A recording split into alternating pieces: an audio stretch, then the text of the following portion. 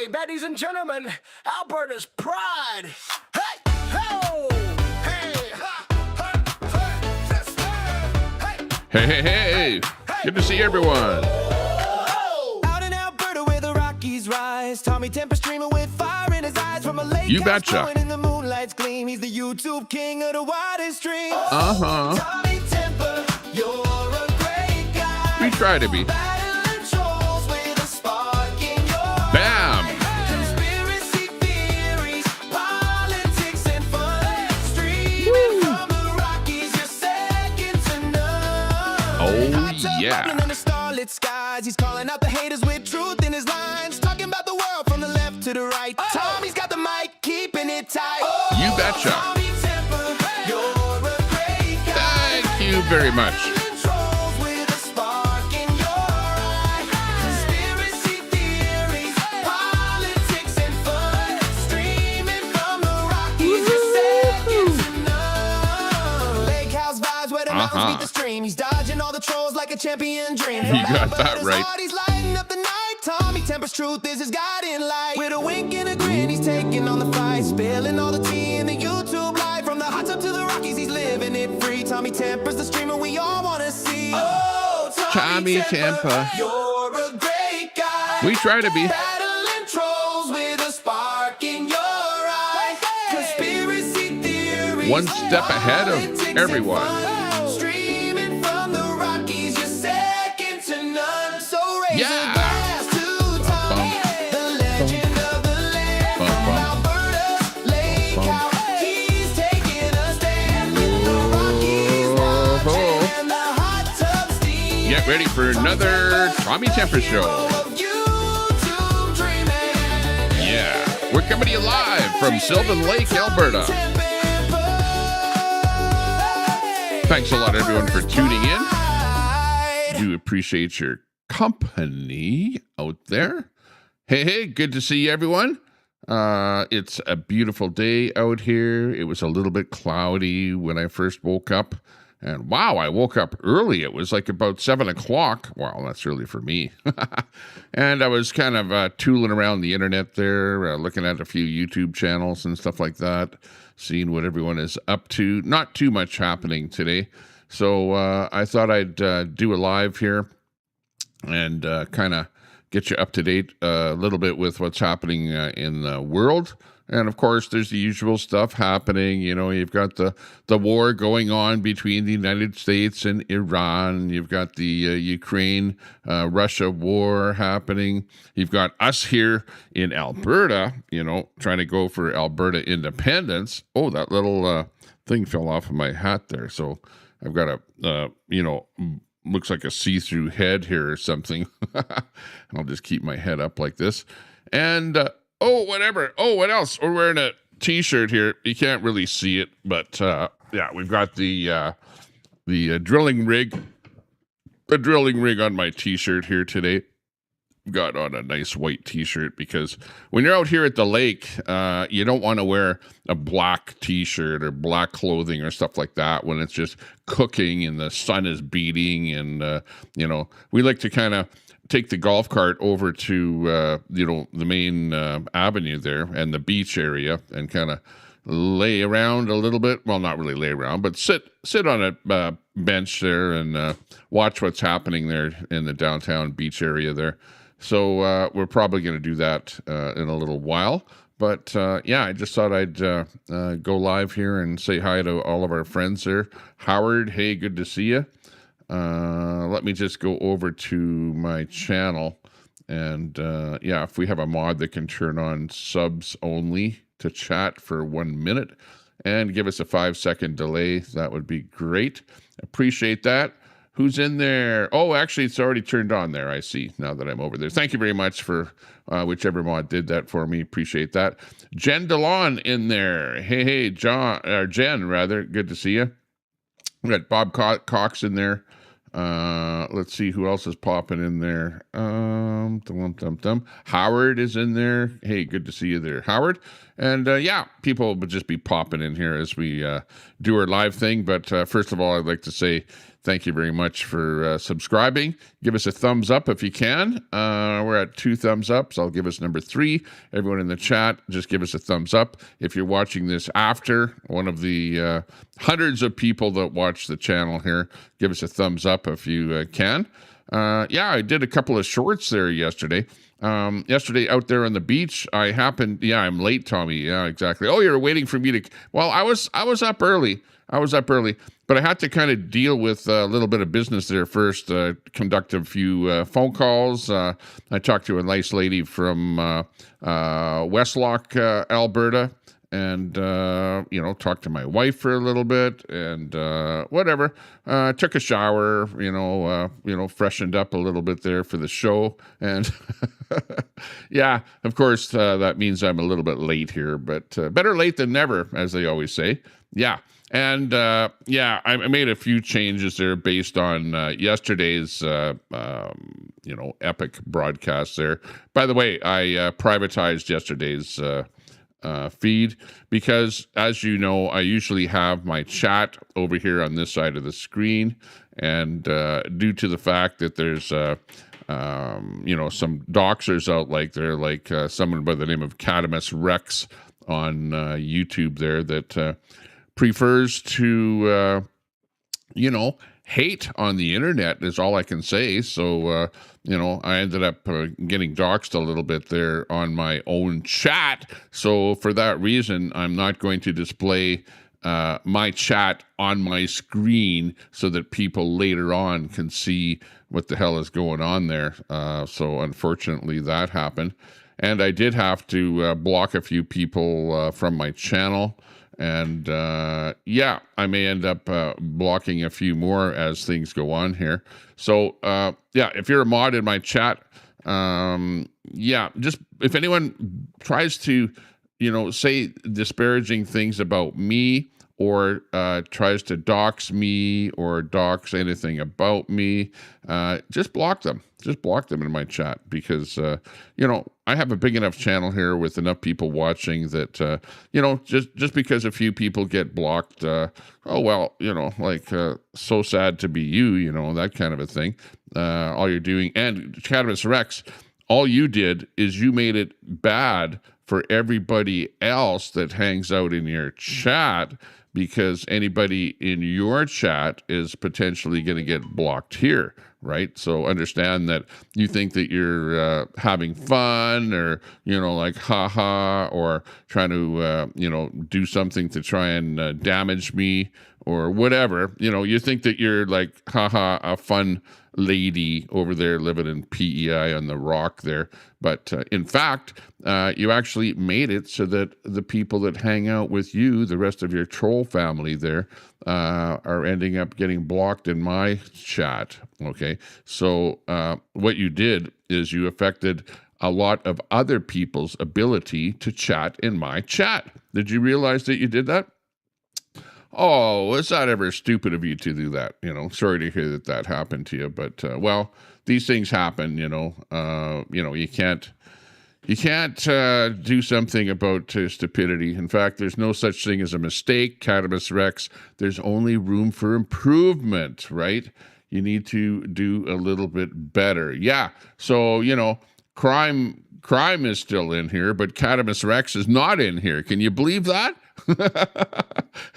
That's funny. Daisy's in here, but Rex, you're not in here, and what happened? The rest of your troll family over there are just going berserk. It's like, more doxing of me and, more, doing clips and stuff like that. Yeah, do some clips and post them over somewhere like Rumble or something like that where nobody even looks at that crap, so it's like you guys are in your own little circle doing a little circle jerk there. And meanwhile, the rest of us are over here having fun, right, Brett? Fuck all the fucking way off. I know. That's what you can do, Rex. So that's funny. That's really funny. Yeah. Daisy says, I don't go to the letterbox. You know exactly what I'm talking about there. Yeah, we probably unsubscribed from that particular person. In fact, if I unsubscribe from you, that's bad. That's bad. That means that I won't be watching what you're saying or doing or anything, and you'll kind of lose a bit of your traction that you're having on the internet here. You'll have one less person to call a chud, like you people over there, like you are the inclusive left, it's like those lefties, they're, and I'm not calling you a name, calling you a lefty, because, we know that you voted for Trudeau and you voted for Biden and stuff like that, you know what I mean? But yeah, at the end of the day, all you can do is call people names or talk about people's skin color or something like that, which I never mention people's skin color. I could care what color that you are, If you're doing something that I don't like, I'll call you out for what you're doing. Or if the government is doing something wrong with, skin color has nothing to do with immigration. If you're, if the government is bringing in too many people, that's called mass immigration. And I'm not calling you out for what you look like or where you came from or anything like that. I don't talk about that. You guys are the ones that all the time bring up what color somebody is. I don't care. Hey, I'll love you whether you're black, purple, green, orange, whatever. It doesn't matter what you are, where you are. But for some reason, you people don't like white people. Like, I don't know why that is, And you're the racists out there for like singling out white people and going, oh, you're a bunch of white Christian nationalist, KKK, far extreme right, blah, blah, blah, the rest of it, every name in the book, racist, misogynist, homophobic. Let's see what else is there. I should have wrote them down here. I got them all written down in my other studio, but you know what I'm talking about there. Yeah, I guess Rebel News. What propaganda? Oh, you got stuff like that going on there. Yeah, Brett against the Rebel crew and stuff like that. That'll never end, Brett. You guys, it'll be like the year, in the year 3030, Brett is still fighting the propaganda from Rebel News. In the year 3030, you'll still be flying the Palestine flag, and stuff like that. Hey, you guys should get together, promote some kind of a peace agreement between Israel and Palestine and stuff like that, and like show a little bit of love, like talk about how you guys can love each other, and all live together in peace and harmony, just like Brett Queenie and Tommy Temper and RV and Railroad and SW and all of us people here in Alberta are living together in harmony. Well, most of us are, not all of us, but we're trying very hard. We try hard to be friends with everybody out there, but it's really hard to be friends with people out there, it's really hard. You know what I'm talking about there, Brett? You know what I'm talking about. That tells me all I need to know. I know, exactly. You're a little loud on this show there, Brett. Yeah, you don't even have to phone in anymore because I've got all those sound bites right here. I need some other sound bites like where you're bashing Rebel or something like that on here too. Now, fuck off. Yeah, that's funny. Yeah, okay. But you can say whatever you want in the chat there, as long as it's not, about doing somebody in, because, we've got those new hate laws here in Canada. And I went over those hate laws here before. And, I should actually post down below there the RCMP's phone number in Sylvan Lake so that those of you that are being hated on by somebody in Sylvan Lake can get that direct line to the Sylvan Lake RCMP, and report that person for hate speech, because the new hate laws are now out there, and you need to, pretty much follow them now and watch everything you say, watch everything you do, and not get thrown under the bus, by somebody. You don't want to be reported by anybody because they might monitor your activities, and then if they find out that you're a hate hog or something like that, you might get reported. And then you'll get that knock on your door. You know the one I'm talking about? FBI, open up! No, I need the one that says RCMP, open up.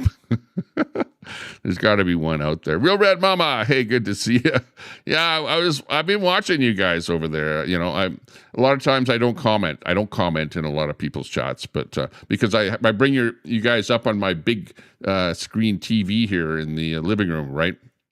And I watched you guys, and I saw that you were doing a recap of Hate Hog there. So that was pretty funny there. Yeah, you guys were going at her there. And yeah, of course, you know, it's going to be an ongoing battle between all of you there. But yeah, you got to keep that stuff up there. And, you know, hey, you know, report. What else can you do? You know, and eventually someone will get the message that you shouldn't be hating on people all day long or whenever you fire up a stream, you know. But pointing out other people that are hating, nothing wrong with that. You know, I say, hey, good for you. You know, like you're probably doing a good job. Hey, out in Sylvan Lake here yesterday, I ran into a good friend of mine. I'll say an online friend, maybe an Alberta Independence friend, whatever you want to call him. Actually, two guys last night or yesterday I ran into. And one of them was a guy by the name of Wade. And yeah, let me just see if I've got that clip of Wade here. Here's a little bit of, let me just bring it up here. Hang on a second. Bring it to the beginning and turn that on here. And yeah, there was this whole thing going on here between what happened is Elections Alberta. We'll get into the Alberta stuff here first, and then we'll move on to world news. But Elections Alberta did a count of the number of signatures that were collected, and they threw out about 80,000 signatures. You know, because what they did is they made a few phone calls to people, like to me. If they would have phoned me, if Elections Alberta would have phoned me, and they would have said, Tommy Temper, you know, or, you know, my real name, of course, you know, and they would have said, yeah, did you sign that petition? And I would have said, yeah, I signed the petition. You live at such and such a location? Yeah, I live there. Is this your phone number? Well, yeah, you phoned me on it, didn't you? Duh. And then they would have said, what date did you sign that? And I would have said, geez, I don't recall what that date was. It was like I remember there was still snow on the ground, and I signed it over on the lake there because the lake was frozen. And so, you know, it was in the winter time, but I don't remember the exact date. And Elections Alberta would have gone, oh, okay, your signature doesn't count. Throw it away, you know. Like that's how they operated. That's how they verified who signed it. So they apparently threw away like thousands and thousands. Like, I don't know if the number is 80,000 or what the exact number is, but, you know, out of somehow 300,000 signatures were collected, and they ended up with, you know, something like just over 200,000 that were actually verified. Well, we only needed like about 180,000 for there to be an actual vote, or for the question to be on the vote, which the vote is scheduled to be on the 19th. Now, is Danielle Smith going to change that to be a vote for a vote or a vote for independence? You know, like, do you want Alberta to be independence or not? Or do you want to vote for there to be a vote for Alberta independence? Because that's the way it's set up right now. So that's apparently what's going to happen. Partabonza, good to see you. Christy, hey, nice to see you in the chat there. Thank you very much for tuning in. And yeah, but anyways, I ran into this guy whose name is Wade. And Wade has got a house on Lakeshore Drive there, where he's got big signs up in front of his house, and he's got flags like you can see behind him there flying up in front of his house. And Wade is actually quite a character. You can see there. He's like, I don't know if he's like a Stone Age hippie from the 60s or what, but, you know, he owns a really nice property there in Sylvan Lake, you know, like right there on Lakeshore Drive. And he's got a nice house on it there. And he's a real proponent of Alberta independence, and let's hear what he has to say about the signatures that were collected by and verified by Elections Alberta. Wade from Sylvan Lake here, drinking Pilsner. It's a nice day, cutting the grass. I just watched John Bolton's Independence calendar. It was a really good one because he's got his interview there with Bruce Party on at the end. A lot of interesting things to say, but he didn't have a lot of time. But the next time he interviews Bruce Party, I think it's going to be much better. And anyways, watch it. Peace out. Oh, okay.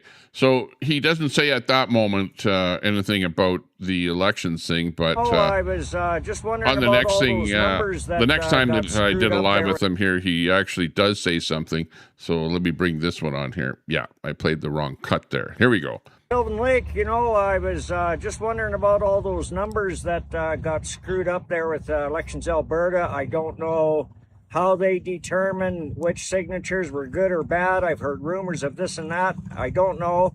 But to have, like John was saying, to have 80,000 people screwing up, I don't think is I think John is correct.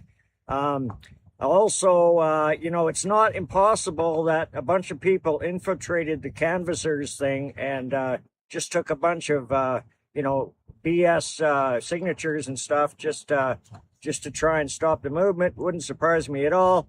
Probably Thomas Lukaszik's people. I mean, it's way.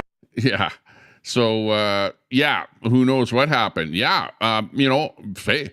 People, there could have been a canvasser, for example, that infiltrated the movement. There could have been people that were like for Alberta, having Alberta stay in Canada. They could have signed.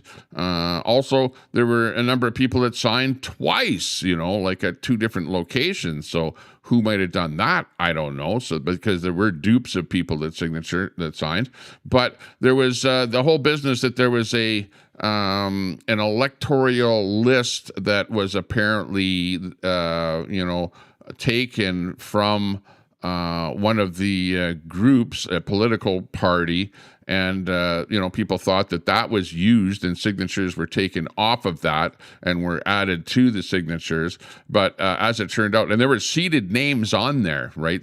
Like fake names, whatever, so that if any of those names would have appeared on the actual canvassers list, then you would have known that list was taken and used. But as it turned out, none of those seeded names were actually appeared on the ones that were verified there by Elections Alberta. So that whole thing you can throw away and not worry about that. But anyways, that was our good friend Wade from Sylvan Lake, who was out and about there yesterday, and I happened to run into him there as I was driving my golf cart around. And oops, these things fly in here with audio when I bring them in here. But then I ran into a guy by the name of John, Jon. He does a YouTube channel called Talking to Albertans, and he's got his big blue flag with him there, and he was walking around Sylvan Lake there yesterday, and I ran into him, and he's talking about Sylvan Lake being unrecognizable. He doesn't recognize it. It looks a lot different these days, and I would say it's because of mass immigration, and this is the problem, is that when you bring a lot of people into a country from other countries, and I don't mean, like people in the United States, you don't understand because you don't live here, right? You guys have, a little bit of immigration over there, but in Canada, we've been faced with absolute mass immigration here, and I know you guys go, oh yeah, Tommy just doesn't like brown and black people. No, I'm not saying what color anybody is. All I'm saying is that we have had a ton, way too much immigration, over immigration, mass immigration, to where it is changing the fabric of the country. It's like I took a trip to another country. That's what it's like living here. It's like I have traveled to other countries, and I know what it's like being like the odd man out in another country, to where everyone else is speaking a foreign language and I'm the only guy speaking English. Well, that's what it's like living in Canada here now, believe it or not. And now here's a guy like right out of the blue that comes over to my place, Sylvan Lake, and he's saying, and he knows Sylvan Lake over a number of years because he's been here many times. He doesn't live here, but he just happened to pop over to Sylvan Lake, and he's saying Sylvan Lake is absolutely unrecognizable. Let's listen to what he has to say. This is John from Alberta Talks. I'm John, and I am here in Sylvan Lake, and I just ran into Tommy, and I was walking around here making some videos, and he caught me right at that perfect moment, and I came here to see what it's like. There's a video going viral about Sylvan Lake and how much it's changed, and guys, the rumors are true. I don't recognize this place anymore. I don't even know what this place is.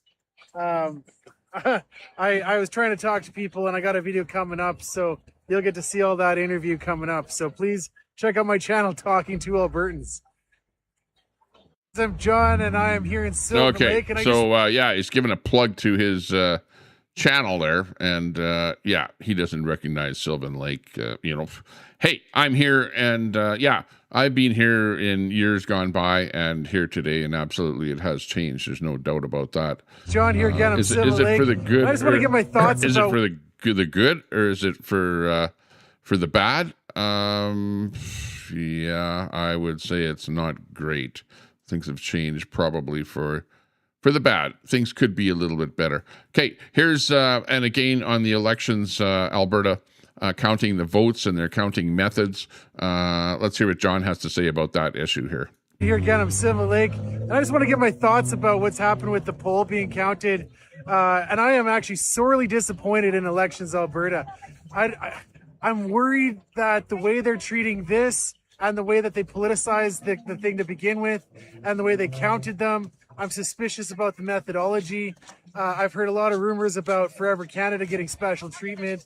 And look, the thing is, if Forever Canada or if the Elections Alberta, gives different treatment to different groups, then how can we trust our democracy? So this is a grave issue, and I encourage people to look into it because it's looking really scary for Canada right now. John here again. Yeah. So, yeah, he's kind of worried about the way they counted things too. I personally am very, very disappointed in Elections Alberta. I'm kind of thinking that they're not being, centrist, which they shouldn't be on one side or the other. They should be impartial, and they are absolutely not being impartial. By the way, they, the number of people that signed the petition, the number that, literally thousands of names were thrown out. And you can imagine that they're, like a bunch of blue-haired people or something working in there, like people that are not for, us, over there working. And you've got the business of the Forever Canada people running their campaign. And Elections Alberta goes, no, that's not a campaign. No, they're running a campaign. They've got signs. They've got signs all over Sylvan Lake here. I see them in Edmonton. They've got campaign offices set up. They've got a campaign bus. They've talked about doing campaigns. They've talked to BBC over in the UK about the fact that they're doing a campaign. They're doing a campaign, but yet Elections Alberta go, they're not doing a campaign, so they don't have to be treated like a campaign. Whereas somebody that is doing a campaign, like people that are independents for Alberta, they're called third-party advertisers. They have to prove where they got money from. You can't take any money outside of Alberta. You can't take any more than $5,000 from any one entity. You have to, once a week, report how much money that you've collected. Meanwhile, the Forever Canada crew, don't have to do any of that stuff whatsoever, but yet they're in there doing that stuff. East Coast Owner, hey, good to see you. Thanks a lot for popping in here. At least you're not over at that Ryan Jesperson chat there. Holy jeez. He's like so negative all the time, you know, like anti-independence and stuff like that. Yeah, I don't even go over to Jesperson's chat there anymore because when I say hi in his chat, I get an immediate timeout over there. So, you know, if they're going to do that, all they want to do is just time people out for saying hi. So, yeah, you know, I'm not going to participate in that guy's chat over there. So we've kind of got a boycott on for Ryan Jesperson for his show over there. So for those of you lefties, go over there to that echo chamber over there of a bunch of NDPers over there. And yeah, you know, do what you want. But I'm going to do my thing over here, and the rest is history. There you go. Oh, he hates you too. Well, of course, because you're a little bit left, or sorry, right of Central there, East Coast, and yeah, you know, I know. I saw that. I was right on your side there the whole time when I would be chatting in there, you know, and we were like a team in there, along with Old Goat, and I wish that there were other people from over there that would pop in here that were, you know, holding up the right-wing side of things there and holding his feet to the fire. But, yeah. Well, Brett, I know. Yeah, but Brett, you know, you might not think you're a left-winger, but you are a left-winger. You know, if you pick the side to be on, and, you know, if you would accept the fact that people are on the left side of the fence, centrists are on the right side of the fence, you would absolutely be on that left side of the fence, you know, like, hey, you know, and I know that you don't like that and you don't like that terminology, whatever. And, you know, but face it, those terms are used for political parties and for political thoughts and, you know, the way that you are and the way that you think. So, yeah, just go with that. What's that? I read the writing above your head. And Tommy, I have a question about where you live. Yeah, I'm in Sylvan Lake here right now. So if you have a question there, ask me a question. I will answer it there, whatever I can for you. Yeah, we're right in central Alberta, right beside the largest city close by here is Red Deer, Alberta. We're about 14 kilometers to the west of Red Deer, Alberta, is where I'm at here. And I live in a house here. It's like a summer house, winter house. You can live here year round. Is it the same area Queenie lives in? Yeah. Oh, yeah. Yeah. Yep, she lives here. Yeah, I could take my golf cart and drive by Queenie's house there and see how her yard sale is coming along there. But Queenie wants to move from her house there, apparently, and she wants some friend of hers to buy the place so that she can stay there. Yeah, right, as if that's going to happen. Yeah, I don't know, but if I picked her up in my golf cart, holy shit, I might get a blowout on the passenger side of the golf cart there. The golf cart would be leaning so bad there that it would be, uncomfortable to ride. You hit a bump or something, and we'd be flying out of there. Queenie said she lives in a resort. It's not a resort that she lives in. She lives in the trailer park. She basically, there's an area of Sylvan Lake that is a trailer park, and that's where she lives, okay? Where it's got a bunch of trailers there, right? Like her particular house that she lives in is it's a fixed place. I'll give her credit for that, but almost all the other things around her are mobile homes, you know, that are pulled in there and they take the wheels off and whatever. And yeah, you know, it's like her place there. I don't know. I looked at it once and it was like the grass was about 12 inches high and that kind of thing. Is Sylvan Lake a resort? I would say that yes, Sylvan Lake is a resort. You know, if you've ever been to Sylvan Lake, there are, like, for example, yesterday on the beach, there were literally, I would say, 4,000 people on the beach.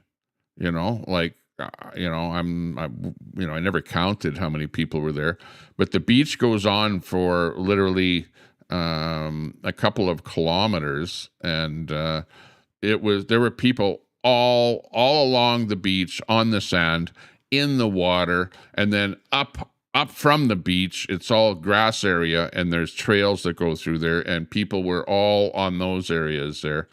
There were thousands of people. So like, I don't know what you consider to be a resort, but as far as in Alberta, if I think, well, what else might be a resort, a resort area, a resort location in Alberta? And, maybe a town like Banff, or, maybe Cochrane or Jasper, Alberta. But as far as a lake type area, this is a resort. And you have lots of houses there are some houses, if you're on the lakefront, right on the lakefront, and you've got, lake right in front of you, you're like over $1 million for a property, anywhere from $1 million to say $5 million for something that is right on that lake there. If you're, a little ways away from the lake, like over where Queasy is there, then I think her house is like maybe I don't know, 350,000 or something like that. So, when you get away from the lake, it's like a town type area, right? So she's not in the resort area. She doesn't live in the resort area. She lives, far back from the lake, over in what's known as the town site area. You know what I mean? But would I consider it to be like a resort thing here? Yeah, well, I drive a golf cart around town, and usually in a resort, you drive golf carts around resorts, But, there are some things like in the States where you might call something a resort where they don't have any lake at all. All it is a bunch of, houses in a kind of a gated community or something like that. You have those in Florida and stuff like that.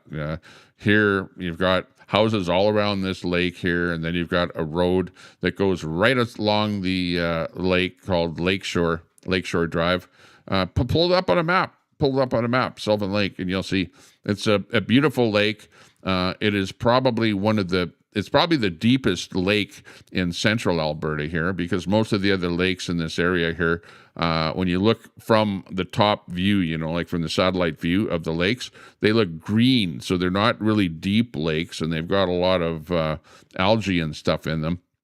Whereas this lake here, it looks black, when you look at the satellite view, because the lake is so deep. And there's lots of fish in this lake too. Like, I see there's ice fishing in the wintertime, so I go rolling around. In fact, I did videos of rolling up to people and see what kind of fish they catch, and they got fish this big, this long. There's different types of fish in here. There's perch. I think there's pickerel. There's whitefish. I don't know what other. There's a bunch of different kinds of fish in this lake. I'm not a fisherman myself, so I don't go out there. So I'm not familiar with everything. But people are fishing off of the docks. In fact, I asked a kid fishing on the dock there, and he said he caught a fish this big, and I think it was I don't know what kind of fish he said it was. I don't remember. But, hey, and that was just the other day there. So they are catching some pretty big fish down there. And, that's maybe one thing that I'll get into. But I'm slowly kind of just moving in and, one step at a time with everything that I'm doing here. We're having fun rolling around town in our golf cart. And, I went to a few garage sales there the day before yesterday, and I bought this really nice sled, a sled with really high sides on it.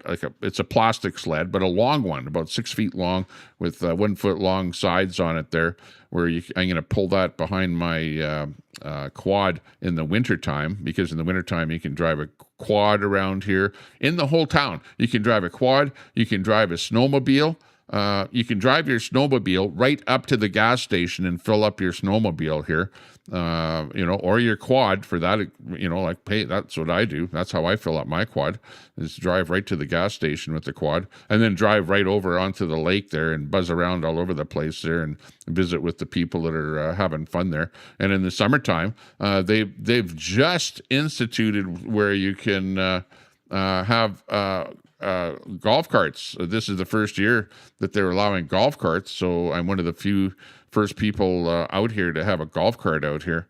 And we're having lots and lots of fun. It is a little bit cloudy out there now, and it's a little bit hazy out there. If you can see behind me, right over here, the lake is from here to about here, and from here up, this is the north shore of the lake, which is quite a ways away. This is a pretty big lake here. I don't know how many kilometers it is to that, but you can see the north shore is pretty hazy over there. So we do have a little bit of smoke in the air. When it's really, really smoky, you can barely see the lake there on that video there. And that video is right out my window here. So we've got a nice view of the lake. So I'm not right directly on the lake, like I don't have some kind of a pier or something like that. If you're living right on the lake, well, then you'll have a pier running onto the lake where you can moor your boat or stuff like that. But I'm close enough here where it's just a very, very short walk, and I'm right into the sand there with the sandy beach, whatever, and that kind of stuff. So it's a great time here. I would recommend, it's like that, you make changes in your life, and, some people are living on welfare and live here, like you can rent a place here for, like a whole house here for like a couple $1,000s or whatever.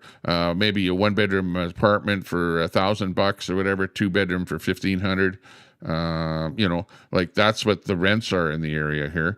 But to actually buy something in here, you could be anywhere from $5 million down to maybe buy some kind of a double wide trailer or something for under 300,000 or whatever, on your own piece of land that you own or whatever. Or there's trailer parks around here where you can actually just park your fifth wheel or your trailer. Lots of people just have their trailer here parked year round, and they just come out here for whatever, for the summer, and hang out, so like it is, I would call it a resort. I actually would call it a resort. That being said, what else is a resort? I don't know, what else it could be, but other people, they just sit in the dungeon, whatever, with dark colored walls or whatever, because the walls are so smoked up or whatever that you can't see anything. And, when they go outside, they just show their face in their car or something like that, and don't really show you any of the area or what it actually looks like here. So you have no idea that they're living in a nice location, and they're just cooped up in a little pig pen or something like that. Yeah, but anyways, Dimebag, hey, good to see you there, Dimebag. Nice to see you in there. Let's see, Deb's Crazy Daily in there. Nice to see you there, Deb. Thanks a lot for popping in. If anyone has a channel that they want to promote, just type in !link, and my bot will drop your link. We've got Big D popping into the chat there. Hey there, Big D. We may not agree on much. We may not agree on anything, but we've known each other for a while. How was Alberta? Alberta, the first province to go digital IDs. I thought they were all about freedom down there. Well, I don't know if you could call it digital ID, but I think the government wanted to just make it so that you don't have to carry too many pieces of paper with you, which I think is a good idea. So what they did is they made it so that you've got your your certification of being a Canadian citizen and a person that lives in Alberta on your driver's license, along with your what do you call it? Your medical your medical card. You know how you have your card when you go walk into a hospital or something like that. You have to show your identification that you're a person that lives in Alberta. Your Alberta healthcare card, that information. Then you have a number, right? Healthcare number. So that is all included on your driver's license now, so that when you go and get your driver's license, and apparently when you go and get your driver's license, you have to have proof that you have citizenship in Canada, I hear. Because some people are going to get their driver's license and they're going, no, you can't have a driver's license based on showing them your old driver's license, but you have to have your Canadian citizenship card or whatever with you. So I don't know. As of July the 1st, they came up with that. So basically, it's 3 things are now embedded: your driver's license, your healthcare, and your Canadian citizenship. So if you want to call that digital ID, hey, I guess you call it digital ID. Are they going to be storing information about you, for example, that you got taken to court or owe somebody money or stuff like that in that database? Who knows? I don't know. You know, it's the government. The government is doing that. But, you know, they pretty much control you, like with the driver's license. If you have a driver's license in any province, well, consider that to be your digital ID, you know. And if you have a social insurance number, that is like a digital ID for the government as far as you're paying taxes and stuff like that. At least they didn't put, you know, your SIN number in with that. I guess they could have, you know, and then that would have been pretty much all encompassing. What else do they need to know about you except, you know, pretty much those 4 bits of information, you know. But what about when you have a rewards card with some outfit like Optimum or Shoppers Drug Mart or something like that? That's akin to being digital ID, because anytime you buy something, it's like, yeah, give me your Optimum card. You give them that card, they scan it, whatever. Right away, they track what you bought, they track who you are, they track where you live, they track how you paid for it, what card you have, what your card number is. Like, if that isn't digital ID, I don't know what is. And now they're going to getting that one step further by having these digital displays of what product costs are, so that when you walk into the stores, they can alter that price based on who you are, what you are, how wealthy you are, how much money, available income you might have, stuff like that. And they're actually doing that now, right? Because you've got some states in the States that are now putting a clamp on that and saying, whoa, whoa, whoa. And they've seen big discrepancies on people buying stuff where one guy pays literally, $100 more for buying a bunch of items compared to somebody else, depending on how wealthy they are. So, that whole stuff is becoming a reality. And the stores are actually the first ones that are jumping on that digital ID bandwagon. Excuse me, because I'm hiccuping a little bit here. Hang on, let me have this here.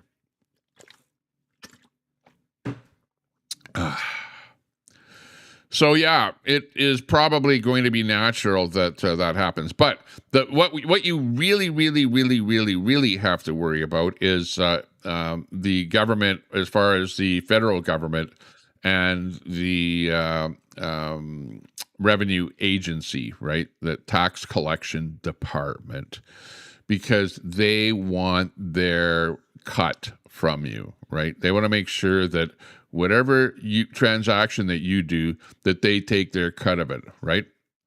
For example, let's say that you're a worker where you're building fences or decks or something like that, right? They want to make sure that if any money is transacted between the guy that you're building the deck for and yourself, that you don't get paid cash under the table. Let's say that it's $1,000 to build a deck or something, right? Of course, it'll be way more than that. But, the government wants to make sure that the homeowner doesn't pay you cash and you pocket that $1,000 cash and you don't give the government their share, right? The government doesn't like that. And they want to get their cut, or make sure that they get their cut, by introducing a government method of payment. And that's why when you hear about getting rid of cash, the cashless society, and everybody paying by electronic means, either an e-transfer or by a credit card or whatever, if it's done electronically, okay, the government wants to be able to track that and to be able to say, okay, yeah, that homeowner gave you $1,000. We want our, 40% of that money, to the government. The same as if you were, at a job and your employer took that 40% off and sent it to the government, right? So what they want to do is control, and that's why when you hear the term cashless society, it's to get rid of those under-the-table transactions that are happening all the time. Let's say even for example, they could go as far as to, you go to a garage sale or something and you want to buy something. If there's a cashless society, they can tax what you buy at a garage sale, whereas right now you just pay the guy cash for the item, you take it, whatever, the guy in the house, he just pockets that money, whatever, because it was a used item, whatever. But, it's a way for the government to be able to increase their cash flow. And that the government is always short of money. Always. And you know why? Because you got guys like Mark Carney that is like spend over $100 billion since he's been elected. He's going to be spending $100 billion since he was elected, but he's going to be spending $100 billion on just submarines here over the next 10 years. He's going to be buying a bunch of airplanes. They're going to be spending a bunch of money on carbon capture, sucking air, out of the atmosphere and pumping it into a drilled hole in the ground, this kind of bullshit. And they want your money to be able to pay for that stuff. So they're going to suck it out of you. Either they're going to tax you, or they're going to carbon tax companies, carbon tax you, which, of course, if you carbon tax a company, the company just passes that carbon tax on to you, the end user. They just increase the price of whatever it is that they're selling, right? It could be natural gas, could be diesel fuel, could be gas at your pump, could be propane, any of that stuff. They get their pound of flesh out of you, right?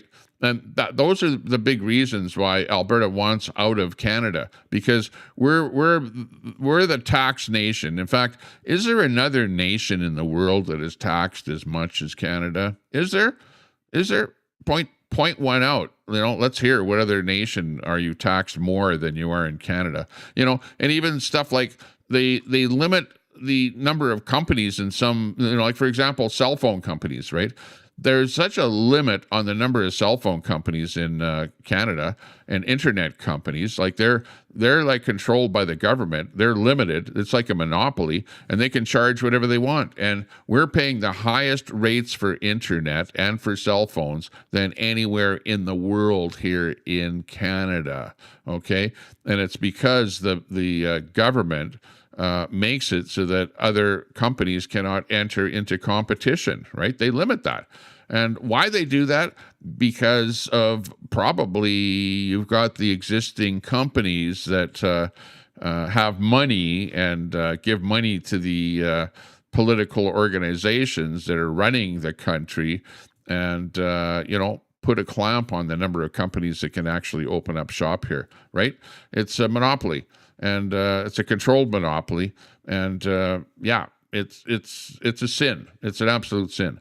We all know that that's happening, and we'd like to have something done about it, but nobody's doing anything about it. It's the same thing as Mark Carney and his business of being so-called in cahoots with Brookfield, and that whatever Mark Carney says that he's going to do, a lot of what he's spending money on benefits Brookfield, and watch Moose on the Loose. He's probably the best guy for exposing the interconnections between Brookfield, the Brookfield subsidiaries, and the various expenditures in the federal government right across Canada. It doesn't matter whether it's in housing, or whether it's on some kind of nuclear plants, or whether it's on, it doesn't matter what it is, because Brookfield is such a diverse company with so many subsidiaries. They've got their fingers in damn near everything. The very latest thing is that they want the fuel to be using this so-called green fuel that Brookfield subsidiary is involved with that whole thing to be able, so that airlines use this so-called green fuel and carbon tax credits and crap like that that are not going to do anything for you. It's just going to cost more for you to have an airplane flight anywhere in Canada or anywhere in the world on any kind of a Canadian airline. And now he's even talking about privatizing airlines. What? Are we going to sell off our national airline, Air Canada, to an American company or something like that? I don't know what's going to happen, but they're talking about stuff like that going on. So it's kind of sad. Everything that Mark Carney is doing. And the Liberals, they're like, oh, yeah, vote for the banker, vote for the banker. Don't you realize that Mark Carney is actually more right-wing than anyone else in the history of the Liberal government? He's the corporate dude. The banker, the corporate dude. He's all for the corporation. He's all for the corporations making money off of the backs of Canadians. And you guys are so stupid that you're like, yeah, elbows up, let's vote Liberal. And now, he's all for climate. He's going to save the climate, and he's going to bring in these carbon taxes and stuff like that. He's going to be great for Canada, Yeah, meanwhile, what does he do? Alberta threatens to separate from Canada. What's the first thing he does? Oh, let's run over and make an MOU deal with Danielle Smith to build a pipeline. So now the Elbows people are like, what? What, a pipeline? What the hell are you doing building a pipeline, Yeah. Will the pipeline ever happen? Probably not. Because do we here in Alberta, do we trust Carney? Absolutely not. We don't trust Carney. We don't want to have anything to do with Carney. Carney is the worst thing to happen to Canada. Us people on the right side say, you know what? We need to save money, not tax money. A right-winger doesn't like to pay tax. That's the first thing. And when you get a guy like Carney in, all he does is he spends, which of course is going to increase the amount of tax that you pay. Everything, if he can't tax you personally, then he's going to tax everything around you that you need to buy, right? So that's a given, right? In fact, he's even saying that he needs to cut back on government employees because he sees that the government is paying too much. He needs some of that money that you're paying government employees to pay for those crazy things that he's got on the go. People on the right don't like Carney. People on the left don't like Carney, but yet the people in the middle, there's so many people that don't even know what the hell is going on. They're not watching what's going on. All they do is they watch CBC, CTV, City TV, CTV, those mainstream networks that are all run by the unions. And what are the unions? Lefties. They're lefties. The unions are lefties. What's their line of thought? Leftism, right? All left. So they love Carney. They prop him up all the time, and they think he's the greatest thing since sliced bread. And they crap on the conservatives all the time, crap on Poilievre, don't give him any chance whatsoever. CBC, for the longest time, didn't even let him on to talk on CBC. When do you ever see Poilievre on CTV? When? When do you see him on there on CBC? Yeah, you don't see him on there at all. It's a sad situation that we're living in here. And all of the mainstream media that is on your radio, on your television, is left-wing media. All of it. And, that's why you see a Liberal government in Canada, because the right-wingers, the conservatives, don't have a damn chance. We don't have a chance. They don't have a chance of getting in, It's just not going to happen. And when you have, again, I'll get into this mass immigration thing. Why do we have mass immigration? Now, there's a couple of reasons for it in Canada here. Probably the first thing is when a particular government brings people into the country, those people are going to vote for that party that was in power when they came in. So, for example, if you came in when the Liberals are in party, you're probably going to vote Liberal for your life. So, for the last 10 years, the millions and millions of people that have been piling into Canada here all go like, yes, I will vote for you, Carney, Liberals. I'm a Liberal for life. That's why you see so many people, so many immigrants coming into this country that vote Liberal all over the place. And they put the immigrants everywhere. They put them in Edmonton, they put them in Red Deer, they put them in Calgary, they put them in Vancouver, they put them in all over the place to try and, bolster those. And of course, most of them are in Ontario. Most of them are Ontario. A lot of them go to Quebec, but not as many in Quebec. Quebec has a kind of a deal where they don't allow quite as many of them into Quebec. The ones that speak French, but English not so much. And I don't have anything against immigration. Hey, immigration is okay, but to just bring in immigrants to bolster your votes. That's immoral to do that. That's not right to do that, and it's sad that the Liberals do that. And now, the next thing that they do is they bring the people into the country because they are cheap labor. Okay, have you heard that before? Have you heard that? Are these people that they're bringing in skilled, high-end workers, or is it just hey, we don't care who it is. He just came off the street over there and he's going to come onto the street over here. They are cheap labor. The cheapest labor that is available is on your low-end immigrant that just came to the country because he's going to take your low-end job. Like your dishwasher, your order desk person at a fast food restaurant, maybe a janitor or something like that. But these are not your high-end engineers and doctors and nurses and people like that. Of course, some of them are. But the vast majority of them are low-end workers. And a lot of them come to our country and they do work those low-end jobs. There's no doubt about that. But a lot of them come here and they end up not getting a job. They end up being on welfare, okay? We'll call it welfare. But when you come into Canada, the very first thing you do is you get free money from the government. And in fact, they will pay an immigrant more free money than they will a little old lady that's retired, okay? You know that?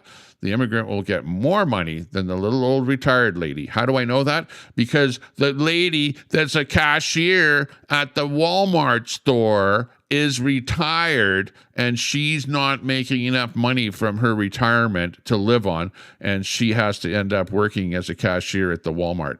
Okay? I actually talked to somebody there about a couple of weeks ago about that in particular as I was walking through the till. I wondered why such an old lady was working at Walmart. That's why, because she can't survive off of what she gets from the frickin' government for retirement. Unfreaking believable what the country is like here. And, it's actually being proven here. I was looking at some numbers here of the people that have come to Alberta here. I'm talking about immigrants. Danielle Smith came out with a report saying that a lot of those people are not of the immigrants, and they took a bulk look at certain years of immigration to Alberta, and it ends up being a net minus to the province because there are more people that are on welfare and not actually working than are actually contributing to the province. So it ends up being a net minus to the province, where the working people and the people that were here, the guys like me and whoever else, are actually supporting those people that are coming to Alberta here. So, you can overdo it. You have to be looking at things like, and this is what the Canadian government did not do. They did not look at, how many jobs are there? How many jobs are available? They did not look at what kind of housing is available. How many houses are available? They did not look at, are these people going to be able to put food on their plate? Is there food available for these people? Do you know that there's 2 million people a month in Canada that are going to food banks, right, across Canada. Oh, why is that? And who are these people that are at the food banks? Go over there and see who's lining up. Talk to them. You'll see. A lot of them are the immigrants that have come to this freaking country that aren't working, don't have a job, living on welfare, whatever. It's like those kind of things that are really hurting our country here. Also, the healthcare system. In Alberta here, there's lineups. There's lineups for 8 to 12 hours at the hospital to see a doctor. You walk in there with your arm dangling down like this, broken arm, you're going to be waiting 8 to 12 hours to see a doctor, because you've got lineups of people. You've got so many people overwhelming the healthcare system that you don't have enough hospitals, okay? You don't have enough doctors. You don't have enough nurses to be able to service all these people. And, the lefties in Alberta, they go, oh, well, that's the fault of the Alberta government. That's not the federal government. No, it's the federal government, because it's the federal government that are in charge of mass immigration. They have brought so many people into the country that the people don't have places to live. Or if they are, they're making the money and they are taking the places to live, and then you're displacing the people at the low end of the scale, and you've got people living out in tents. There are more people living in tent cities all across Canada today than there have ever been in days gone by. Unfrickin' believable. You can't make this shit up. Where's my blood pressure pill when I need it?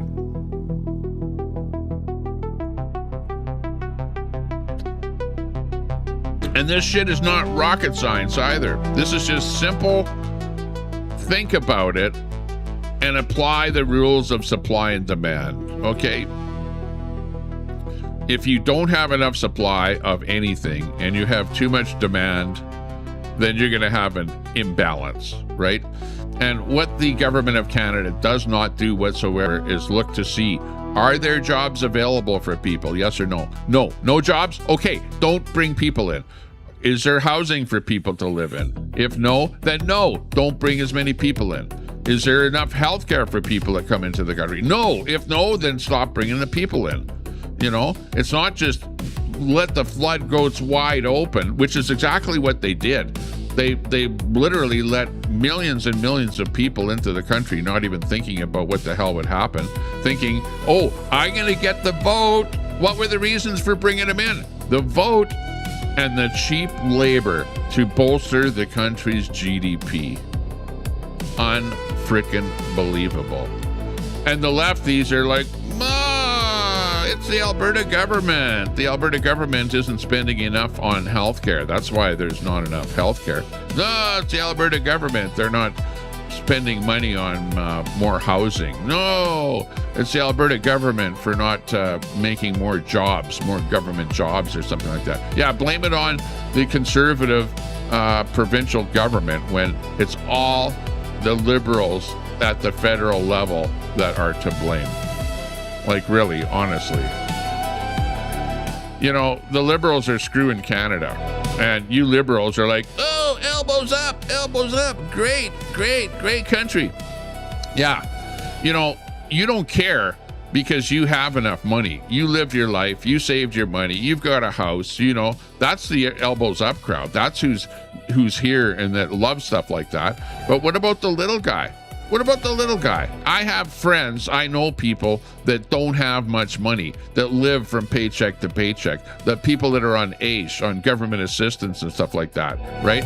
And when you carbon tax their fuel to the point that they can't even put fuel in their car, and when you have the price of rental going up so much that they can't afford to even live in their rental, and they have to end up buying a tent and living out on the street, you, my friend, have problems. And that's where we're at. We're screwing ourselves. We're absolutely screwing ourselves. And you guys are voting for it, right? You're voting for more of the same, and hey, who am I to complain? Like people go, oh, Tommy, you are so unfortunate, no, I'm not unfortunate. I myself am okay, and I'm not I'm not trying to help myself. I've already pulled myself by my bootstraps, and I am where I am today because I am a very hard-working person. I have worked hard all my life. I've never been on unemployment enjoyment or on welfare or anything like that. I've never gotten money from the government for sitting at home and putting my feet up in the air. I've always worked. I worked from one job. When I finished one job, I went to another job. I never ever had not even one day of downtime with any jobs that I've ever had in my life. I worked hard all my life, you know, and you guys are like, oh yeah, Tommy, you're just lazy. You're just sitting around complaining about life. You know what? I have the chance where I know what's going on, I see what's going on, and I talk about what's going on, and I talk the truth. This is all the truth. None of what I'm saying is bullshit or made up or anything like that, and it's all pretty much common sense, right? I've lived my life with the thought that common sense will get you places, right? If you try and cheat people, if you try and hoodwink people, if you try and do crap that is going to cause harm to other people, you're not going to get very far in life, right? So what you need to do is be a good person and get out there and try and help other people. Even if you've got it made and you don't have to worry about yourself, worry about other people out there, right? Everybody needs to have a good life, but what I see the federal government doing is actually making life poorer. Now you have children or kids, teenagers, whatever, people that are 20 years old, 30 years old, that will never be able to afford their own home. And that was something that, hey, 20 years ago was something that everyone could afford their own home. Now, with the inflation, people can't even afford to put frickin' food on their plate. They're going to food banks and crap like that. Like I'm hearing horror stories from young people on a daily basis where they're complaining, where they can't even get a job. Teenagers can't even get a job because you've brought in so much mass immigration that's who it is that has a job. You've got teenagers that go to school and they're trying to look for a summer job. They put out 100 resumes to different businesses and they don't get anything. That's where we're at here now. It's a sad situation that we're in. It's absolutely sad. Deb says over the last couple of decades with young immigrants from all over the world came for our education, and they do it legally. We have one of the best universities here in Hamilton for the medical field. Yeah, well, same thing here in Alberta. We've got the University of Alberta, the same thing. But have you guys seen that report where you've got students, because you have a whole bunch of students that have come over to Canada, and there's a kind of a mill. You could almost call it a student mill, where organizations brought over students, and then you had these fake schools that opened up all over the place, like in strip malls and stuff like that. And you had these students that came over here. They either got a fake education or something, or they got a real education, whatever. But now we're at a situation where the people that have come over here, the students, and now that they've completed their education, where they're complaining that that they can't stay in Canada. Right? I don't know if you've seen that story. Let me bring it up here for you so that you'll know exactly what I'm talking about. These are the students right here. Okay. Now, these students have basically come over to Canada for an education, right? And under the auspice of come to Canada, get an education, right? So they come to Canada, they get their education, but they've somehow been hoodwinked into thinking that if they come here to get an education, that they will be able to get citizenship along with their education. And they're very surprised that now that they've finished their term, their visa is now expired, and now they need to go back home to where they came from, right? Because their education is over, and they're complaining. and they are having they're on a food hunger strike, okay, and complaining that they're not able to live in Canada. So let's listen to this little bit here. And they're on protest. They're on strike here. This is a hunger strike, I think, is what this is all about. Let's listen. We're in Northeast Calgary looking at a very, very big protest by international students in Calgary that are protesting the mass refusal of work permit that are being refused by the Canadian government. You can see right here at the Saddletown Circle, a big group of international students have all gathered here saying that don't let our education go to waste. Wake up, IRCC. Well, hang on a second. Why would your education go to waste? You know, you came to Canada for an education, right? And it was for a certain period of time, and you had a visa for that education, and your visa expired, and now the Canadian government wants you to leave, okay, because you got your education here. Go back to your home country as a more educated person with a Western education. Maybe you learn some things that you can apply to where you came from. Maybe you're going to be an entrepreneur back in your home country or whatever, or be a more educated person than you might have gotten. Now, why would you come to Canada for an education unless you thought that you'd get a better education than the country that you came from? But your education is not being wasted, even if you have to go back to your homeland. Want justice. They're saying, here are our voices, here are our concerns. They're saying we want justice for the postgraduate work permit. They're saying, IRCC, give us fairness, fair decisions, not unfair postgraduate work permit refusals. So there is a lot of... Keep in mind that at this moment in time, Canada is overpopulated with too many immigrants because of mass immigration. We have too many people in Canada as we speak right now. So, yeah, why would the Canadian government say, okay, not a problem, become a Canadian citizen, add to our workforce here, when you came to Canada for an education? Nobody ever promised you. Maybe back in your homeland, somebody made a promise to you. But over here in Canada, the only promise that was made to you was an education visa. And hey, it's over. So if it's over, you need to go back to your homeland. Simple. Why have a strike and protest about the way the rules are? Go back to your homeland and apply for immigration just like everybody else. That's how you get into Canada. Student in here that are talking about this, and let us talk to some of the students that are right here. I was just talking to a group of students right here who said, did you say like you got a work permit and your friend didn't get a work permit? Is that what's going on? We are friends together, yeah. Classmates. We studied in Speak louder. We studied in the same class, yeah. Same benches. Right. I got approved, right. She got refused. She got refused. Why do you think that is happening? You don't know. So lots of support from the city regarding this. Now look at this. Look at how many people are here in Saddletown Circle. Huge group of students here. Let me talk to one of the group leaders right here. Let's talk to Sikandar. Sikandar, do you have a second? Okay, he's kind of busy right now, but we'll come back. But look at all of this. All of he's these busy talking right to the immigration office back in India.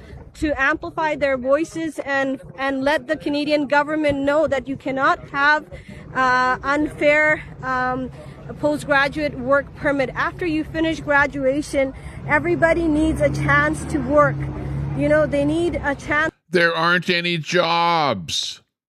The young people in Canada are complaining that they don't have a job already. Never mind this whole program of bringing people in for an education. I have no idea what it was all about. And really, it fostered the opening, like I said, of schools in strip malls and stuff like that. Like, I don't know what this was all about, but whoever was behind this whole thing, of course, it was the Liberal federal government. Yeah, we'll blame the Liberals because absolutely, this is the Liberals' fault. To work and they work in jobs that a lot of Canadians will not be. So look at this. We studied here. We deserve to work here. grant postgraduate work permit to international graduates. We invested our time, money, and future in Canada. We followed the rules. No, we studied here to get an education in a Western world. Okay?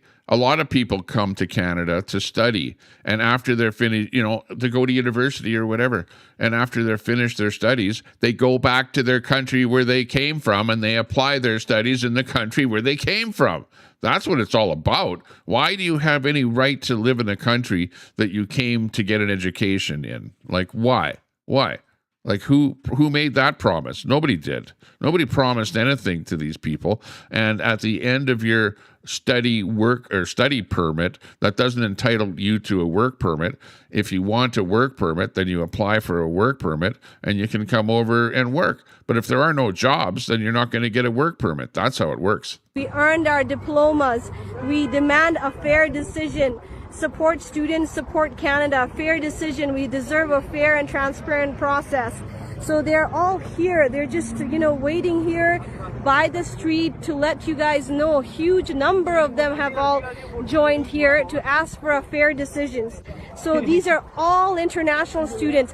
I used to be an international student. I know how much courage it takes for international students to come out and speak up. So you can see that these people have overcome their fear, overcome their worries, because their career, their education, their lives are on the line. So anyways, let's see. Sikandar, do you have a moment to just speak, and what's the message you want Canadians to know? Hi, thank you so much for giving us time for a bite. Like, we are here, the international students. We came in Canada like around 2022 and 3. Yeah. All we pay the similar fees, like 32,000 to the college, Potas College, and we were promised by the college that we are eligible for PGWP post-graduation work. Oh, you were promised by the college something or other. I have a quick phone call here. Hang on. Let me just put this on pause for a second here. I'll be right back.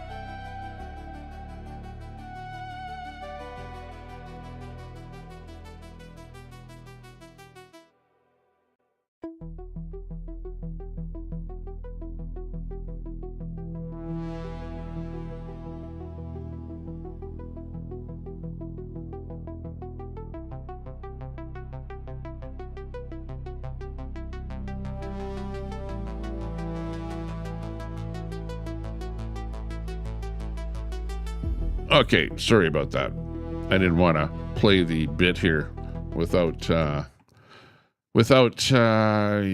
being able to interlude here and talk about it here. But yeah, the bit is about half done here, so we'll get through with it here. Yeah, but hey, this is supply and demand. And over the years, because I live in Edmonton, in an area of Edmonton that is very close to the University of Alberta, right? And I have I've dealt with, whatever, with a lot of people that come from countries to go to the University of Alberta. And I've seen it over the last 20 years where people come to Alberta, they go to the University of Alberta, they get an education. For example, there were people that came from Iran, believe it or not, a lot of people from Iran came to Edmonton to go to the University of Alberta. And guess what course that they were taking? The nuclear technology, nuclear whatever, to become a nuclear physicist, like, oh, wow, that's interesting. Why would somebody from Iran want to become a nuclear physicist? Maybe to make a bomb in Iran, I don't know. I'm just saying, you know what I mean? But those people came to Edmonton, got the education in to become a nuclear physicist, and then went back to their home country of Iran. Like I saw it all the time, where people came here, they got their education, and they went back. So why is it, and it's not up to the school to be saying, oh, you know what, well, you got the education, and we're going to promise you a job? Like, come on. That's not up to the university or the school to make any kind of promises like that. That would be the government. And of course, the government doesn't make promises like that. The government says, okay, you're coming over here on a student visa for like 4 years or something like that. We'll give you that visa. And the expectation is after 4 years, you go back to your home country. Well, or you apply for a work permit after that, right? And whether you get a work permit that's not a 100% thing. And generally speaking, you don't get a work permit when you're already in the country. You go back to your homeland and you apply for to be an immigrant or to be a citizen or to have a work permit and that kind of stuff. So don't expect just because you come to a country to get an education that you're going to be all of a sudden become a citizen or become a worker after your education, because we have enough people, we have enough low-paid immigrant workers in our country already, like honestly.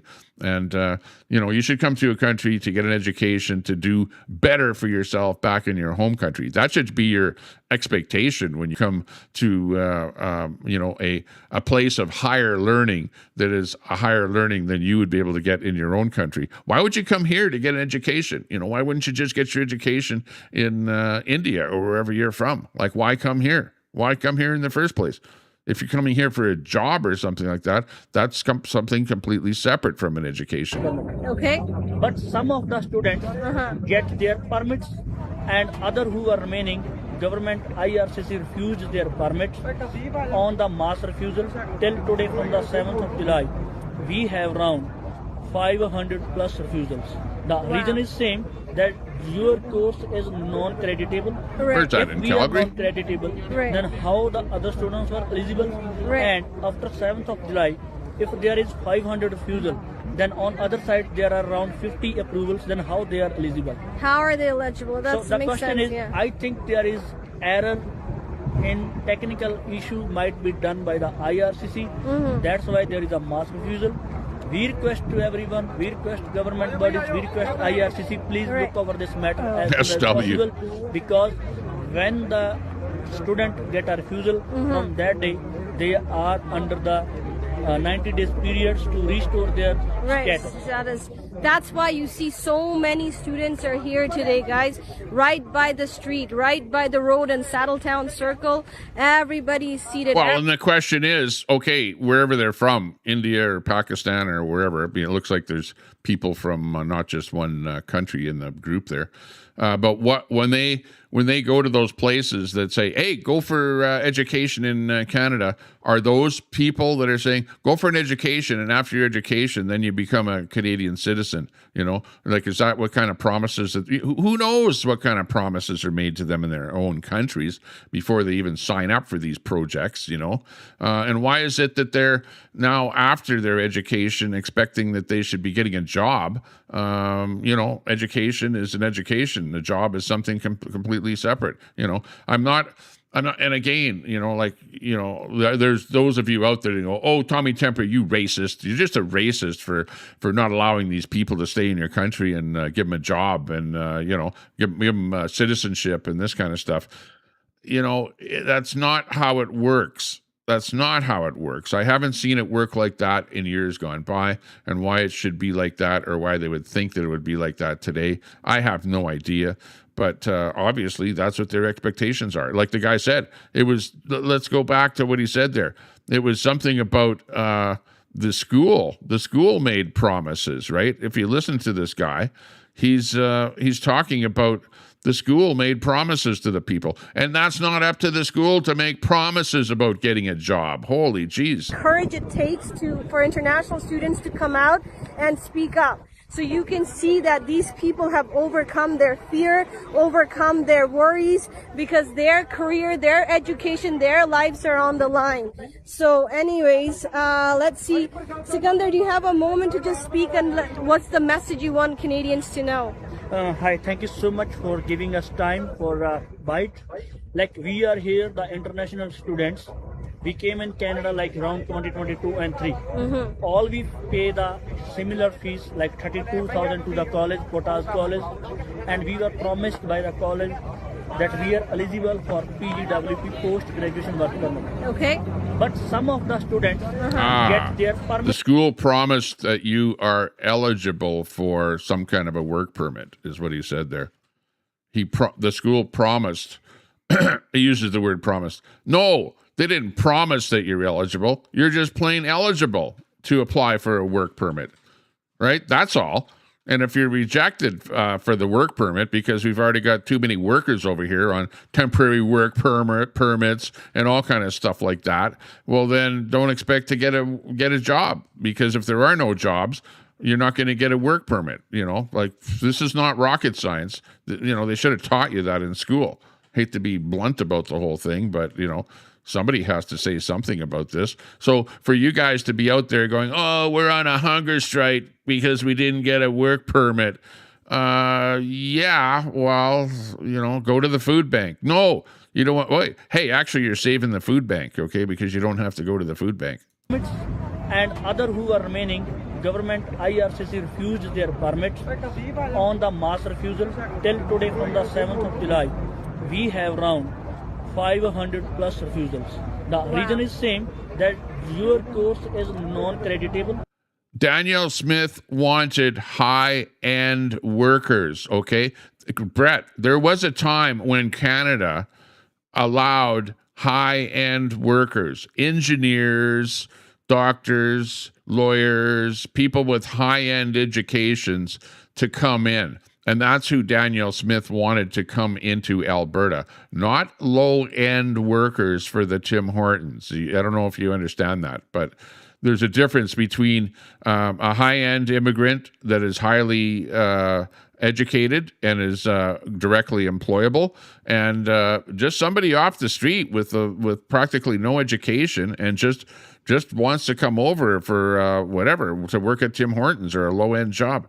There are differences between immigrants. And if Canada does become, or rather, sorry, if Alberta does become its own entity, we'll probably end up saying, okay, if you want to be an immigrant to Alberta, you better show your credentials and make sure that you're a high-end worker, because those are the people that we actually need. Those are the people that are going to contribute to society here, and not just be laying around on welfare. We want high-end people to to immigrate to Alberta here. That's what we want. I'm not going to go into the details of that. But remember, Brett, there were times in the past, Brett, when Alberta did need workers here. Because remember, who is the biggest job creator? Which province is the largest job creator in Canada? Where do the jobs come from? It's from Alberta. Because we have industries here that require people to work. And there are some periods of time in the past when Alberta did need immigrants. There's absolutely no doubt about that. But you have to look at, do you have jobs for people? No jobs for people, you don't need the immigrants. If you have jobs, you need the immigrants. It's an ebb and flow thing that happens. Not what the Liberals have done, where they just open the floodgates and just bring millions of people into the country all over the place when there aren't jobs for those people. That's what the problem is. Right. If we are non-creditable, Right. then how the other students were eligible? Right. And after 7th of July, if there is 500 refusal, then on other side there are around 50 approvals, then how they are eligible? How are they eligible? That So the makes question sense. is, Yeah. I think there is error. And I don't think he's talking for across Canada. I think he's talking for just in that area where he is, where it's Calgary, where you've got 500 students there that are looking for jobs and 50 of them got work permits or something. So, hey, I'm sad to hear that, but, that's reality. And technical issue might be done by the IRCC. That's why there is a mass refusal. We request to everyone, we request government bodies, we request IRCC, please look over this matter as soon as possible, because when the student get a refusal from that day, they are under the 90 days periods to restore their Right. status. That's why you see so many students are here today, guys. Right by the street, right by the road in Saddletown Circle. Everybody's seated. Everybody's asking you to listen to them. Don't fall under the pull your ladder syndrome, that just because you got here and that now you're going to pull the ladder from the next person that wants to stay, that actually wants to stay legally, that had a pathway to it, because they were promised after you graduate that the way was there to get a 3-year work permit, and after that notice that she's using, and the other East Indian guy used the word promised. They keep using the word promised. Nobody promised anybody anything. Okay, there was the route for being able to sign paperwork to be able to apply for a job after your education was finished. Nobody made any kind of a promise that you would actually be accepted. And you know what? The government pulls stuff like that. They put things in, and then they pull them when they have enough people working. They'll pull that particular project away. For example, the federal government had a plan for, let's say that you immigrated from a certain country, that they had a thing where you could apply for your grandmother and your grandfather and your mother and your father and all of your family to come into Canada because you got into Canada. They had that plan. They actually, it was there, and a lot of people applied for it, and hey, the whole family came over, and you'll see it. When you see a family over here in Canada with people so old that they can't even walk, right? But yet they're here. They came in on those programs, and they're not working at all. They're just eating up our healthcare system, right? And then they pulled that plan. The government pulled that. In fact, I just heard it just the other day where they pulled it, and they're now not allowing you to get your whole family to come over here, right? So the government has programs, and they institute them, and then they pull those programs when they get heat from the public, and the public doesn't like that that's happening, and they go, oh, okay, well, we need votes. We better not piss off our voters, so we're going to pull that program. Or in this particular case, maybe you've got more than enough foreign workers over here already, because you also have other things that are called the temporary foreign worker program, where the worker comes over to Canada, the government pays for 50% of their wage at the Tim Hortons, and Tim Horton pays for the other 50% of the wage. So effectively, the Tim Hortons gets the temporary foreign worker to work at, let's say it's $15 an hour. Tim Hortons pays $7.50 an hour. The government pays $7.50 an hour, right? So hey, that's cheaper than hiring a student, because Tim Hortons would have to pay the student $15 an hour. So Tim Hortons is not stupid. Likewise, I'm not just using them as an example. The small business is not stupid. Lots of small businesses would rather hire a temporary foreign worker for $7.50 an hour than to hire a student at $15 an hour. So you're actually, the government has set up a program to undercut the students that are born here, that are going to school here and need a job after school or in the summer months or whatever, stuff like that. We're like cutting our own frickin' throat by this temporary worker program, right? So, you bring in so many temporary workers, foreign workers. Well, hey, why do you need these guys here that have an education here to give them a job when you already have the temporary foreign worker program eating up all the jobs that are already there? Like, come on. This is not rocket science. Again, it's a matter of supply and demand. If there are no jobs and you don't have jobs, well, you're not going to get a permit to work here. Work permit, then they have a chance to either apply for immigration, and then after that they get to either stay or their immigration gets refused. In fact, it's not about the job. It's right what you just said. It's about the immigration. They actually probably had expectations that when they became a student in Canada, that they would be able to immigrate and become a citizen of Canada. That was the ultimate expectation in my mind. That's what they are probably pissed off about, because they, without having that job, they have no way to become an immigrant. No, you can actually go back to the homeland of where you came from, and you can apply for either a job, or you can apply for immigration, or apply for whatever you want. You can still do that. But just because you were a student here, that doesn't automatically mean that you get a job here, or that you become an immigrant here. It is not fair mid-study, after they got their study permit, after they came here, to just be refused right away. So that is— No, you came here for your student to get an education.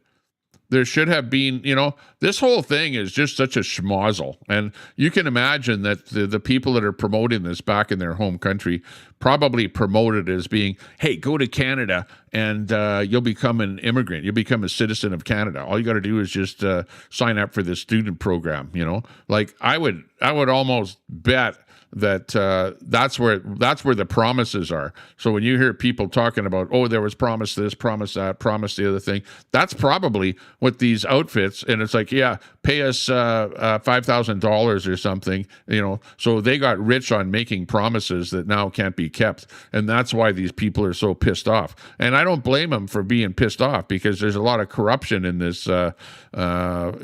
student visa, worker programs, and all the rest of this crap that's going on here. It's a pretty corrupt system, especially when you have people promoting stuff in other countries. So did that happen? I don't know. I'm just saying that might have been what happened, and that might be why these guys are pissed off.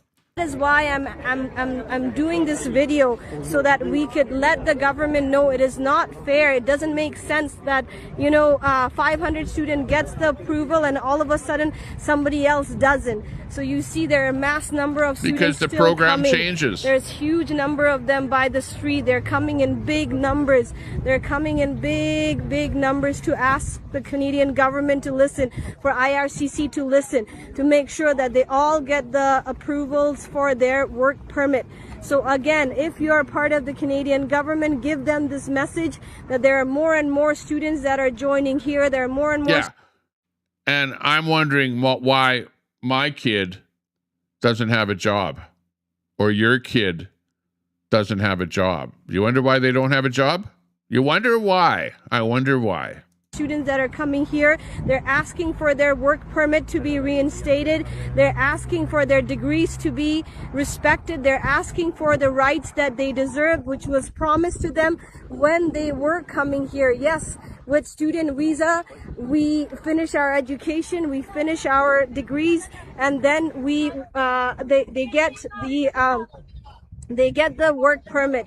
So it is something that is just going to completely screw up their lives. So anyway, so that's what's going on. I hope you guys see what's happening, and I hope you guys actually That was a liberal take the honking the horn. their voices and amplify them. Fair review for postgraduate work permit refusal. Every case deserves justice. So you can't just give one case, approve it, and the other cases you can. So that's Yes, why you you see can. there's such a huge number of students. Anyways, again, guys, It listen depends to as to what's whether or going not, you know, on. maybe the government is actually looking to see, are there jobs available for these people? And they're going, oh, you know what? There are no jobs available. So we can't grant work for the people that have gone to school. right now, and see what you can do. These are legal, legitimate students. You know, Yes. legal, legitimate students. Yes.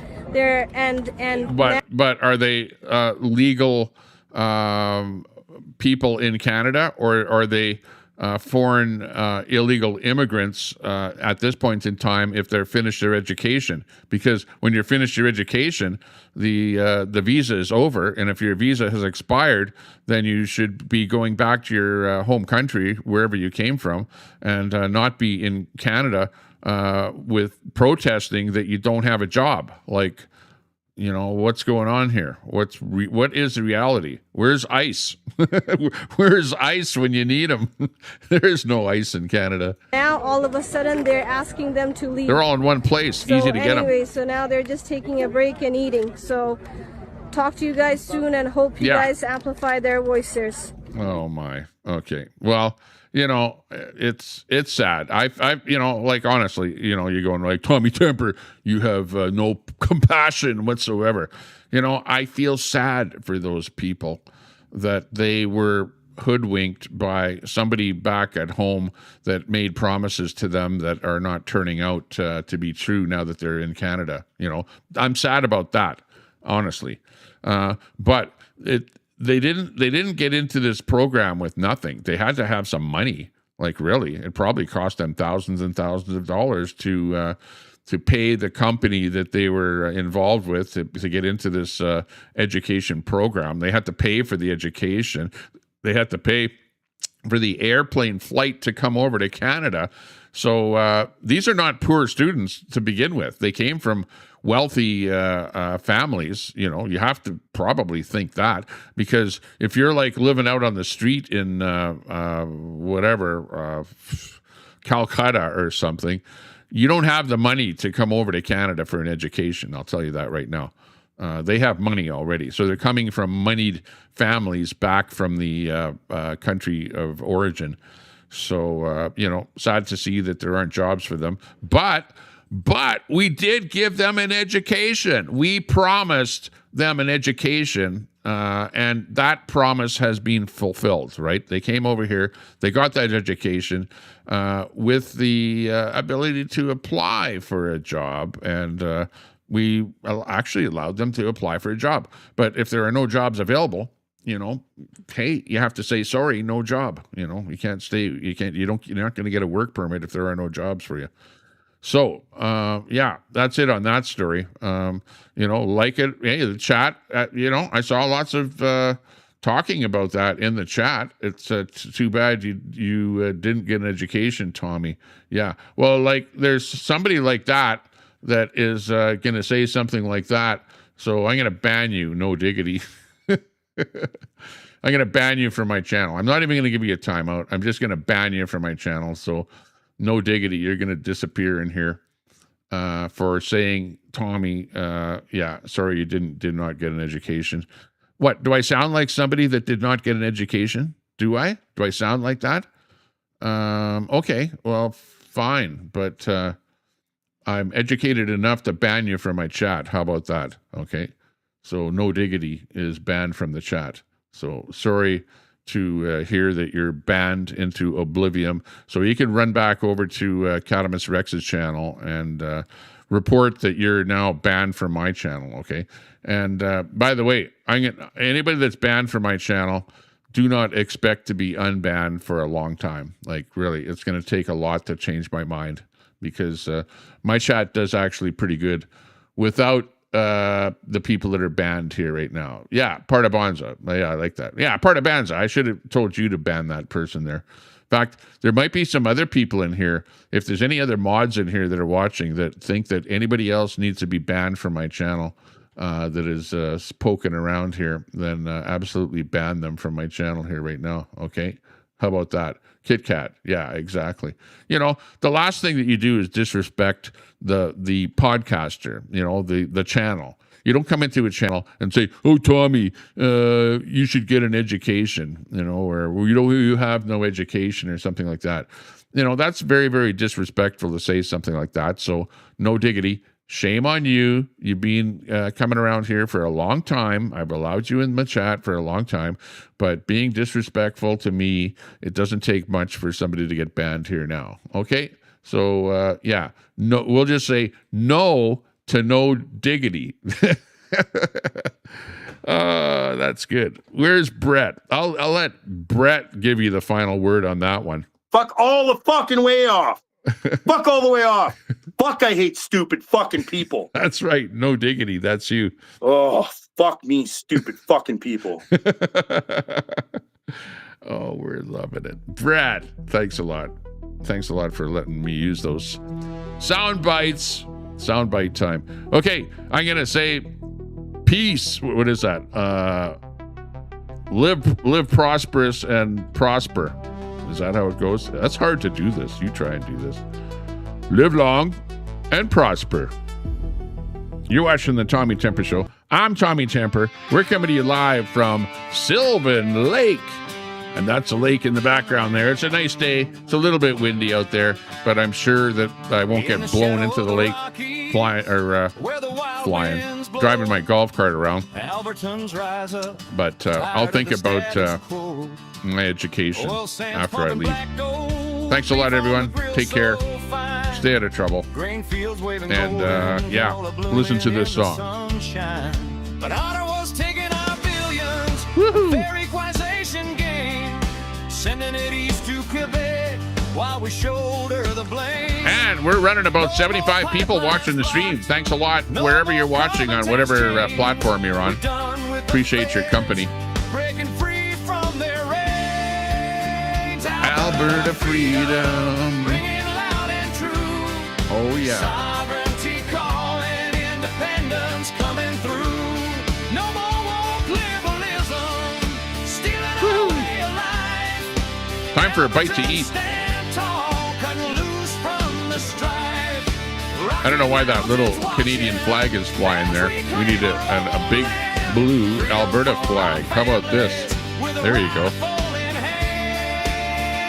Alberta freedom. Let the anthems roll, we're building our nation.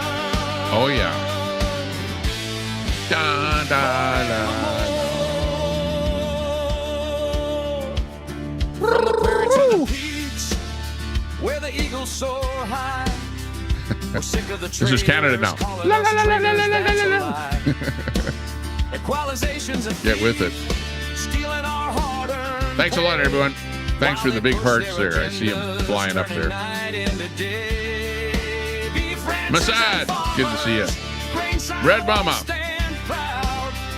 Red, Kit Kat, East Coast Stoner, Big D, Daisy, all of our good friends out there. Hey, thanks a lot for checking in, saying hello, and sticking with the program. No. Alberta flag, Masad. Whatever happened to Ayatollah of Alberta? I like that. That's right, you're bad. There's the Rocky Mountains. Freedom. Alberta freedom. Woohoo. Dun, dun, dun, dun. Thanks for watching, all of you trolls out there. Thanks for watching. Too bad you couldn't say anything, but thanks for watching. Appreciate it. Ukraine from the Soviets, we'll fight through the night. The bunker. No more sending our wealth to I have a bunker in the mountain back there. Our pensions rising, fulfilling our dreams. Tolerant their rules and their games. Albertans awakening. Whoa! Let's go. Dun, dun, dun, dun, dun, dun, dun, dun, dun, dun. Love Trump in the house. Hey, hey. No, I banned a bunch of trolls, so they're mad now. They're real mad. The cat crowd is madder than hell, madder than a hornet. Sorry. You can't win them all. Yellow, beef herds grazing free. Oil sands fueling future. Sorry about that, Charlie. As far as the eye can see. Where Albertans first. But don't blame me. Blame Catamus Rex. Separation's the answer, lifting us higher. No more being No, Brett, you're not banned. I still consider you to be a friend, regardless of your what side you're on. Come on, Brett. We've been doing this YouTube thing for years already. It's like we almost need a back end deal. Woohoo!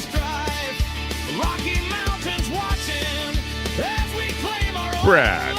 Fuck all the fucking way off.